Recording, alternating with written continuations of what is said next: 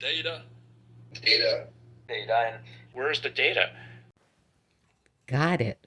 We need data.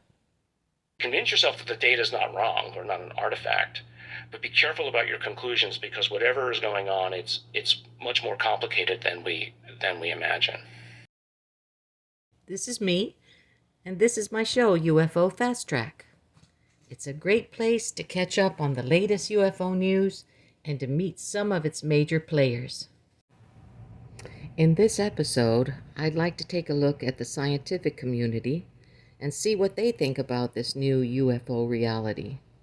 They have an important role to play in how the public will perceive all this, because after all, in our 21st century technological society, we rely on science to explain how things work. It's going to be a challenge for them, though, seeing how the scientific method relies on reproducible, controlled experiments to formulate logical conclusions, and UFOs don't seem to cooperate very well. UFOs are elusive, unpredictable, and pretty much baffling. They do things that defy current laws of physics. Rewriting those laws will be uncomfortable, to say the least. We can overcome our self-inflicted ignorance and start collecting data. And we're talking about multiple different kinds of things. That was former Deputy Assistant Secretary of Defense for Intelligence, Christopher Mellon. He was instrumental in bringing to the public those three now famous UFO videos, the Tic Tac, the Gimbal, and the Go Fast. He knows how important it is to have the scientific community studying UFOs. I'd like to introduce you to some of those scientists. First, there is Avi Loeb, Harvard astronomy professor. He heads up the Galileo project. With an astronomer's perspective, he and his team are building sensors and detectors that will look to the skies and hopefully capture UFO data. Then there is Stanford professor Garry Nolan, who, along with cultural anthropologist Peter Skafish and former U.S. government intelligence officer David Grush, have created the Soul Foundation.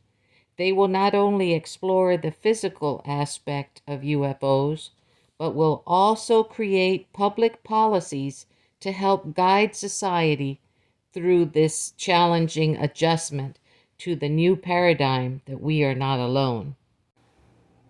Both organizations have promised to make their findings public.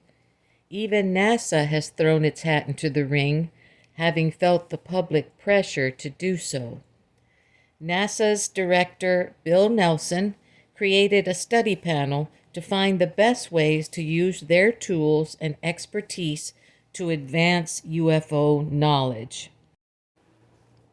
We've heard nothing new coming out of this agency as of December 2023.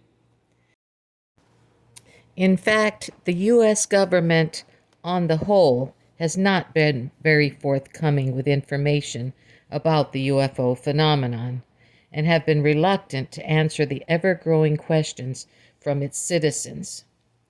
AARO, the All-Domain Anomaly Resolution Office, an organization created by the Department of Defense, has shown little for its efforts, even though the promise was more transparency by the government. Here are some of the charts and graphs that AARO has produced. More can be seen on their website. So where does this leave us? I suppose still looking for data. I will leave you with this commentary from Professor Loeb. Most important thing is just like finding a stranger in your backyard. You want to understand the purpose of the visit. Okay? Because your response will depend on two things: the purpose of the visit and the nature of the visitor. And it makes no sense, in my opinion, to have a committee that decides about a set of rules, because our imagination is limited by what we have here on Earth. And it could be something completely different, out of this world. And as a result, any rulemaking, procedural decision made um, by a committee ahead of time will not be relevant. So the first thing to figure out is what is the visitor seeking, and what is the nature of the visitor. What capabilities does it have, and then we have to think about how to interact with it, just the way you interact with a stranger in your backyard.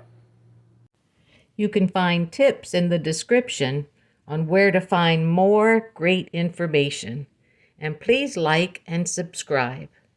Thank you, and bye for now.